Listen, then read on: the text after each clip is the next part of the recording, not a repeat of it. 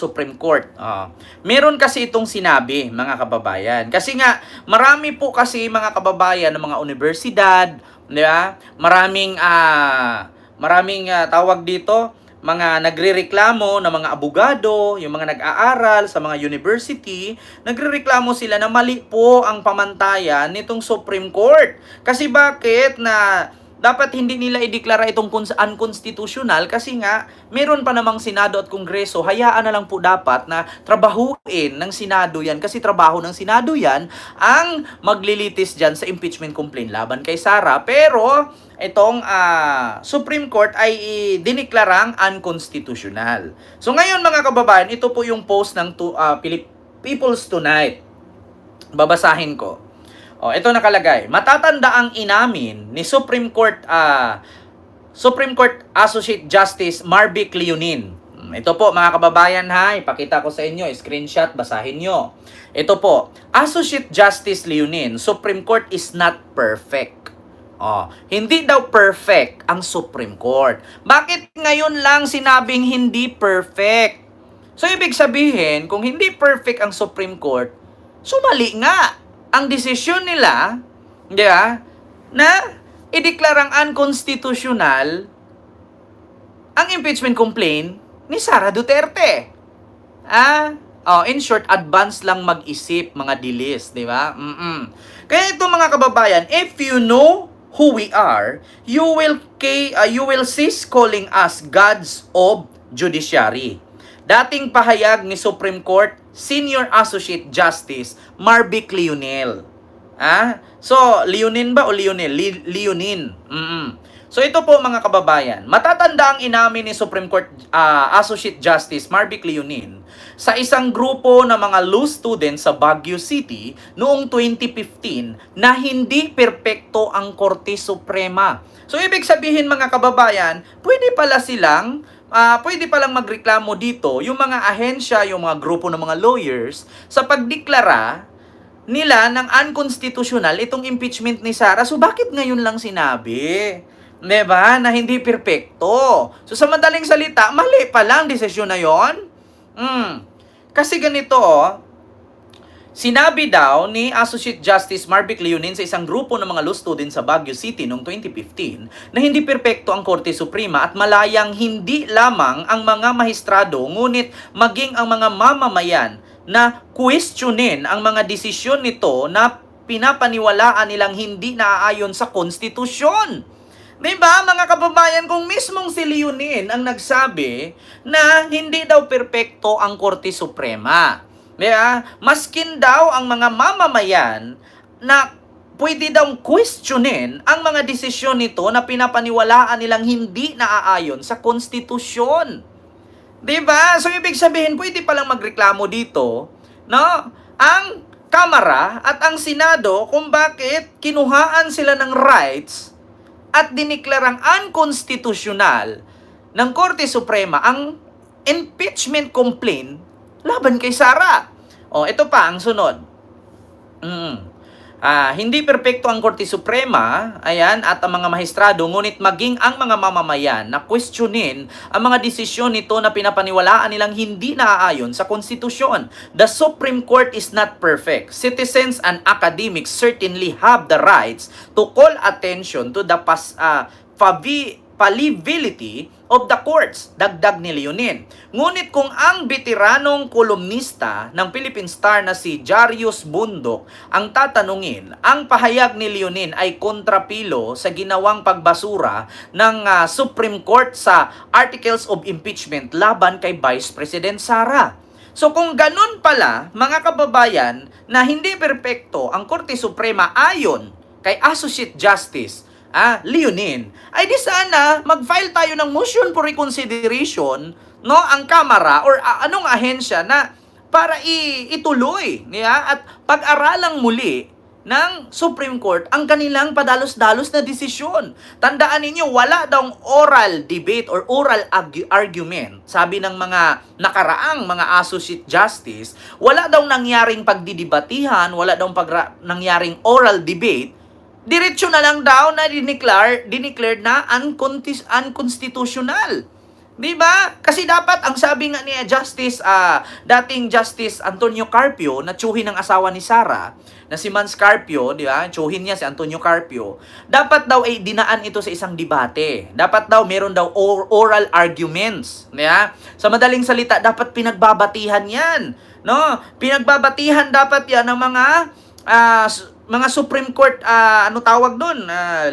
Hindi naman siya matatawag na leader, members.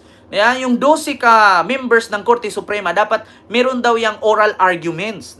Meron daw yung pagbabasihan dapat, pagbabatihan, kung sino yung ganito, sino yung ganyan. Nagugulat na lang daw tayo at meron pa nga daw lumabas na isang post na accurate 100% na ang post ni, sino ba yung nag-post sa Facebook na meron daw siyang kausap dun sa loob sa mismong Supreme Court na anumang oras magdeklara daw ang Supreme Court na unconstitutional ang impeachment ni Sara. Na wala namang paglilitis na nangyari at hindi din nila binuksan kung totoo ba yung final na yan, meron bang ebidensya, meron bang sapat na basihan, kung bakit natin ibasura yan. Si Muntalban ba yon, Ma'am GCB? Kaya nagugulat siya na na-accurate 100% yung post ni Montalban sa Facebook na pagkabukas, diniklara nga agad ng Korte Suprema na unconstitutional. So, perfect nga. Diba? Kaya nga sabi ni Justice Associate Carpio na dapat pinagbabatihan yan kasi kami dati yung nangyari kay Manny Villar nung inano niya si Erap, tapos yung kay sino pa yung isang na-impeach, si Corona, pinagbabatihan. Dibatihan. Oo.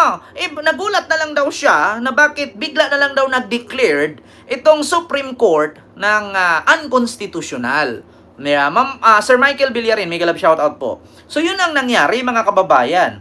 At ito pa, ito ayon sa kolumnista ay dahil hindi umano binigyan ng 13 maestrado na bumoto pabor sa pagbasura ng impeachment complaint sa pagkakataon na si BP Sara na makita ang kopyang complaint upang magpaliwanag sa mga akusasyong ipinupukol sa kanya tulad ng di umano'y paglustay ng 612.5 million sa halaga ng confidential fund. Oo, hindi daw binigyan ng pagkakataon si Sara na makita ang mga reklamo at bigla na lang daw itong, wala na, tapos na, dineclared na, good luck na, tapos na agad. At meron pa ngang lumabas doon, na hawak daw ni Bongo itong 12 ka mga associate na to, membro ng Supreme Court, at pinangakuan pa nga daw ni Chis Escudero na kapag naging presidente si Sara sa 2028, gagawin daw Chief Justice, itong si Leonin pag nanalo si Sara. Nako, Diyos mio Marimar, kaya naman pala. Ay, Diyos mio talaga. So, ito pa. Confidential fund, pagbabanta sa buhay ng Pangulo kay Ferdinand Marcos Jr. at iba pa. Question din ni Bondok si Bondok journalist hindi yung Bondok na singer ang ura-uradang pagbasura ng impeachment complaint dahil hindi rin nabigyan ng draft copy ng controversial na Supreme Court decision ang Kamara. O yun nga pa nga, mga kababayan, ito yung mga grounds ng Supreme Court. Bakit daw i-declare diretso na ibinasura agad ng Supreme Court itong complaint na hindi naman daw nakakuha ng draft copy ang Kamara mula sa Supreme Court? 'Di ba? According kay Bondok na isang journalist. Ayun, ang kanilang mga nakitang pagkakamali sa reklamo upang paliwanagin ang mga kongresista at maituwid ito. Hindi daw nila binigyan ng kopya itong mga congressman na kung meron mang mali, i-explain dapat ng mga congressman, di ba? Kaya sabi nga ni Antonio Carpio, dapat meron itong oral argument. Di ba? Ngayon, halimbawa, nakita nyo doon, di ba? Meron tayong tinatawag na 1-year ban. Kapag tayo po'y mag-file ng complaint, isang complaint lang po dapat sa isang taon. Isang impeachment complaint lang sa isang taon bawat isang politician na inakusahan. So ngayon mga kababayan, i-apat nga ang complaint doon. Ngayon, yung 4 doon, isa lang ang pinaburan, yung 3 ni-reject. So ngayon, kung meron mang mali, dapat tinanong ng Korte Suprema ang mga nasa Kamara or ang mga kongresista na bakit ganito? Bakit ganyan? Ito po yung kopya namin, ito po yung papel namin. Pirmahan nyo po ito na kayo'y sumasangayon, kayo'y pumapayag na ibabasura namin ito. Di ba? Kasi may tinatawag na yung oral arguments. Wala daw ganon. Dire-diretso na lang daw dinesisyonan ng Korte Suprema na unconstitutional. Pero kamakailan lang ng 2015, kausap daw ni Leonin itong mga estudyante ng law sa Baguio na hindi naman daw perpekto ang Supreme Court. Oo, maaari nga din po ang mamamayan kung meron mang nakikita, or kung sino man yung sangay ng gobyerno na napansin na hindi maganda ang ipinapakita ng Supreme Court at mali ang kanilang desisyon, pwede tayong magreklamo at pwede tayong mag-file ng motion for reconsideration. Pero bakit nga ba nagkaganon? Hindi ba totoo na pinangakuan? Hindi ba totoo na merong hocus-pocus dyan? O di kaya minagic? Kasi makakapagtaka kung sinabi ni Leonin niya noong 2015 na hindi perpekto ang Supreme Court. So hindi pala perpekto, dapat pinansin nila ang reklamo ng taong bayan at ang reklamo ng Kamara. 'Di ba? Dapat inano nila, pinapakinggan nila ang mamamayang Pilipino, 'di ba? Dapat mga kababayan kasi minsan ang isda nahuhuli sa bunganga, hindi sa buntot eh. 'Di ba? 'Di ba mga kababayan? Diyos mio Marimar. Ilang beses na pinatawag ng Supreme Court ang HOR, ayaw humarap. Wala pa akong narinig doon na pinatawag sila, mga kababayan. Wala pa akong narinig. Ang pagkakaalam ko lang, ipinasa po sa sa Supreme Court, tapos nagulat na lang sila, kalaunan dineclared unconstitutional na. 'Di ba? So yun naman pala mga kababayan. So ito pa, aniya, tila nagbibingi-bingihan at nagbubulag-bulagan din ang Korte Suprema sa mga argumento ng mga legal luminaries, kabilang na ang retiradong mahistrado at mga bumalangkas ng 1987 Constitution na kumukwestiyon sa pagbasura ng Supreme Court sa impeachment. Kasi ang mangyayari dito mga kababayan, kung ang impeachment complaint laban kay Sara ay mali, so, ibig sabihin, mali din po pala ang proseso ng pag-impeach kay Corona at kay Erap. Di ba? Mga kababayan? Kasi kung mali ang pagproseso ng ginawa ngayon sa impeachment ni Sara, so ibig sabihin, yung pagpapa-impeach pala kay Erap at kay Corona, so mali din po pala. Kaya nga sabi ni Congressman or Representative Terry Ridon, binasag ng Supreme Court, no, ang mga nakaraang panahong impeachment complaint dahil lang sa impeachment ni Sara. Kasi kung mali ang proseso, kasi ganun naman ang ginawa. Kay Corona, ganun din ang ginawa. Kay Erap, ganun din ang ginawa. 'Di ba? So, kung mali pala ang proseso ng kay Erap at kay Corona, so ibig sabihin, hindi dapat sila na-i-impeach. Nakakahiya naman po sa nangyari kay Estrada at kay Corona. Alam niyo, si Corona namatay dun dahil sa stress at kahihiyan. Ang pamilyang Corona, kung ganun, hindi ko mapapatawad. Yung ginawa nila kay Corona, nako, kahihiyan yon sa pamilya ni Corona. Di nyo napansin si Corona namatay dahil doon? Kahihiyan, stress. Diba? Na-impeach ka dahil sa katiwalian at korupsyon, ending wala namang kaya galit na galit si Miriam Santiago eh. So yun ba yun mga kababayan?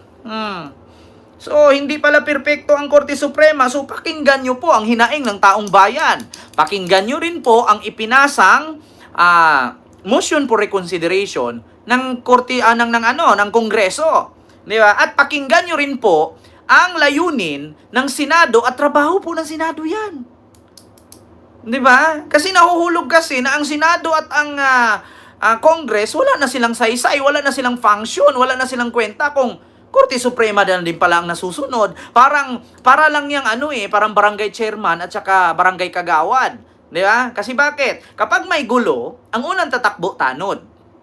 'Di ba? Napansin niyo mga kababayan, ang nangyari kasi ngayon mga kababayan sa impeachment complaint ni Sara ay parang itong Senado barangay chairman. Itong Kongreso, mga kagawad. Ngayon, kapag may gulo, tatakbo ang Di ba? Pag sa barangay may gulo, tatakbo ang tanod. Pagdating ni tanod doon, wala siyang magawa, tatawagan niya si barangay kagawad. Pagdating doon ni barangay kagawad, wala din siyang magagawa, tatawagan niya ngayon si barangay chairman. Pagdating ni barangay chairman, wala din siyang magagawa, tatawagan ngayon ni barangay chairman itong pulis. Pagdating ng pulis, tsaka pa, nasettle ang gulo. Kasi bakit? Pag pumunta si kagawad doon, si barangay chairman, si tanod, wala din naman. Pero pag pulis ang magdating, huhulihin din ng pulis. Tapos ang issue. Parang ganun ang nangyayari sa impeachment complaint laban kay Sara. Pumunta doon ang HOR, walang kwenta. Pumunta sa Senado, walang kwenta. Dinala nila sa Supreme Court. Ayun, dinesisyonan agad. Di ba? Parang ganun lang din pala. Ganun ang nangyayari. Di ba, mga kababayan? My goodness. Susunod, nako, mga kababayan, eto pa, nakakatawa man pong bigkasin mga kababayan at nakakatawa man pong isipin. Bakit? Si PBBM po ngayon ay lumipad po papuntang India. Yeah? Samantalang si Sara ay nasa South Korea. Kaya nga po mga kababayan, magandang ipamagat dito, biyaheng may saysay at biyaheng paglulustay. Yeah? Ngayon mga kababayan, pumunta nga si PBBM. Yeah? Ano nga ba ang layunin ni PBBM para pumunta siya sa India? Kasi ganito po mga kababayan. Tignan po natin yung pagbiyahe ni PBBM